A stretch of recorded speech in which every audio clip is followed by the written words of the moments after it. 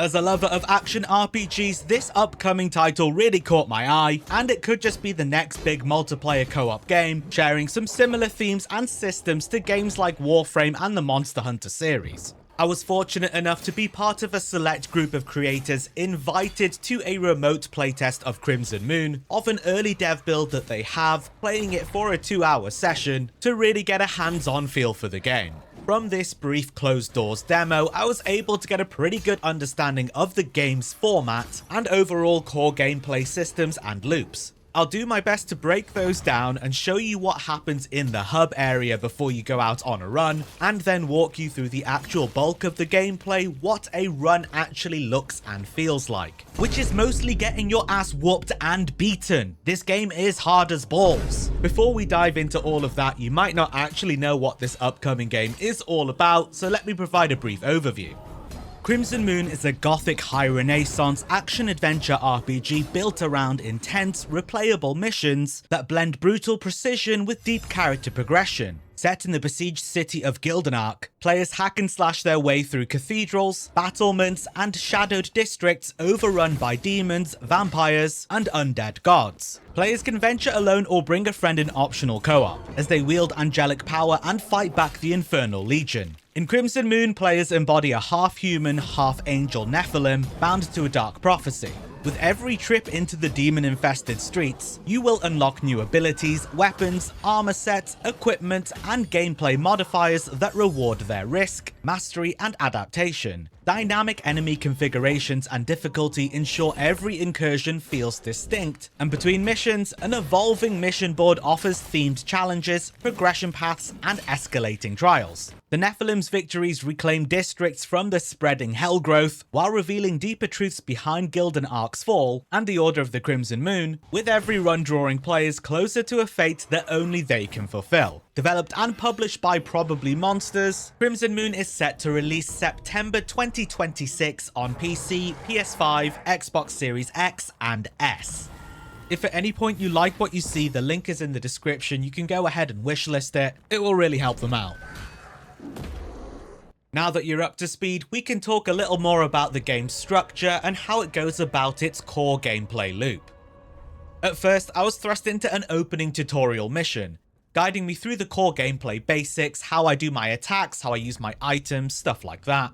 If you've ever played a Soulsborne game, it's very reminiscent of those starter tutorial areas, which do somewhat function like a stage and a zone in its own right, but is there to allow you to grasp the fundamentals. All the way down to pitting you up against a boss who you can defeat, but will more than likely be beating your sorry ass. I got him down to half health, which was about the point where I'd figured out really what I was doing at all, but by that point I'd already gone through my potions. I was cooked. In between your missions, or incursions, or runs, you will be in the central hub area known as Sanctus Clypeus, where you're able to interact with a variety of NPCs, including a merchant and a blacksmith. You'll be able to take on bounties, you'll be able to take on quests. This is where you're doing all of your upgrading and preparation in between each run. As I understood it, the gear that you find whilst you're out on an incursion will be unlocked in your armory at its most basic version, which you can then upgrade to uncommon and beyond, increasing the floor of the base rarity you will find that piece of gear at, and also allows you to equip it into your loadout for the beginning of the run. That's what I pieced together in my short 2-hour playtest, and I didn't spend loads of time in the hub area, so I might not have all of the details fully accurate, but that's what it seemed like to me. And then once you're done with all of your upgrades and you've taken on all of your bounties and all of your side quests as well, you are ready to select which mission you want to go on at the war table. Over here, you're able to first select which difficulty you want to play on, with there being higher rewards available at the harder difficulties, so a high risk, high reward kind of thing, before selecting which mission you're going to be tackling, and within it, finally, which ward. During the playtest, we had access to the first ward, the Forsaken Streets, so we can select that at the war table and be on our way to our loadout. Here you're able to customize exactly what gear you're going to take out on your run, swapping out some stuff you maybe found at the last one and perhaps upgraded at the blacksmith, and you're able to save these as separate custom loadouts in case you want to try different builds, and or you've got different setups to tackle different missions. It's also worth keeping in mind that alongside your loadout, you are constantly increasing in level, which is one of the game's forms of meta progression, allowing you to consistently get stronger, giving you the opportunities to perform better run after run. Once you've decided on your loadout, you are ready to proceed through the portal, allowing you to teleport out of Sanctus Clypeus over to the ward of your choice. And this is where the fun begins, over in the first ward in the first mission, the Forsaken Streets of Gildenarch. I wasn't recording any commentary live during my actual playtest, I wanted to just properly lock in, so this narration is in post. Immediately up against even the most basic trash tier of mobs, you are still under threat and can get your ass beat.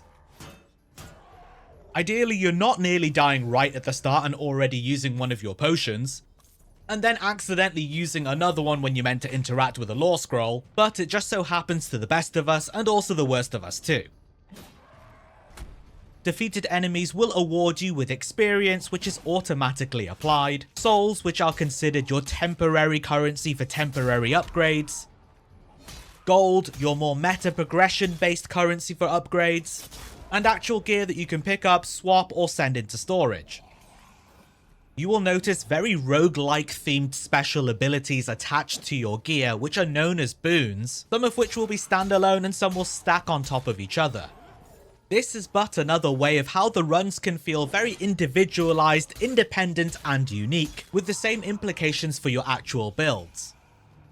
I tried to really take my time and absorb the information that was presented on the gear, tossing up which boons sounded good for survivability versus maybe damage, was more HP worth a drop in defense, stuff like that, to help tip the scales in my favor. This footage I'm focusing on is actually my second run attempt at the Forsaken Streets. So I'd gone through the starter tutorial mission, at the end of which I got my ass beat. Then I tried my first attempt at a run in the Forsaken Streets, the first ward, where I got my ass beat. And now you're seeing the second attempt over here where I somewhat got good, but kind of not really.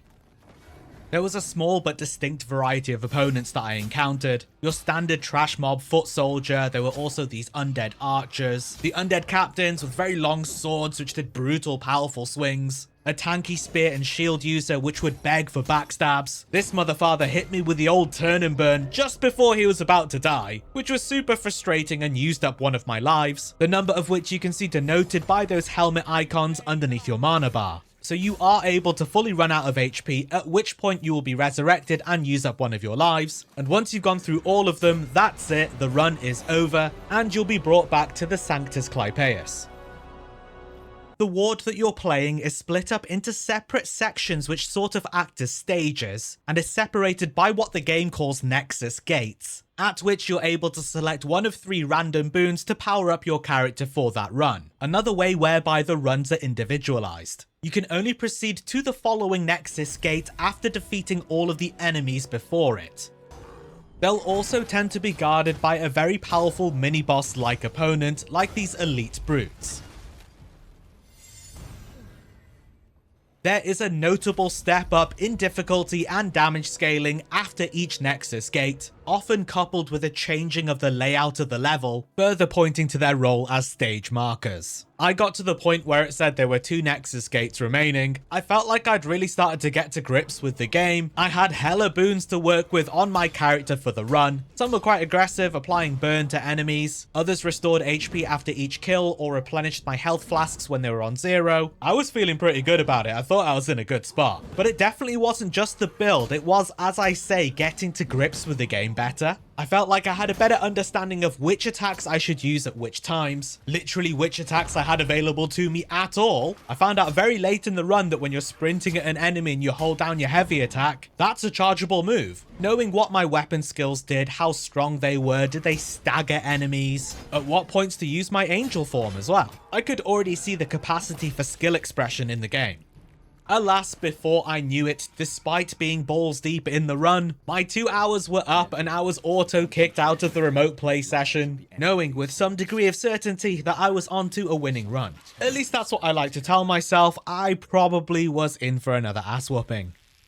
What I can say with absolute certainty, however, is that I thoroughly enjoyed my time with the game, and it's already in such a promising state despite the fact that I was playing such an early beta build. I am really optimistic about Crimson Moon, and I think it's going to take a lot of people by surprise who haven't seen it coming. I'm very fortunate to be one of their inner circle partners, as it were, so I'll be privy to certain benefits like preview access ahead of launch, and I'm not just looking forward to making more content on it, but actually just playing the game. I had so much fun. Again, if you like what you see, you can wishlist the game. The link is in the description. Go check it out. And that's all from me today. Thank you so much for watching. Subscribe for more Crimson Moon, and I'll see you in Gildenarch.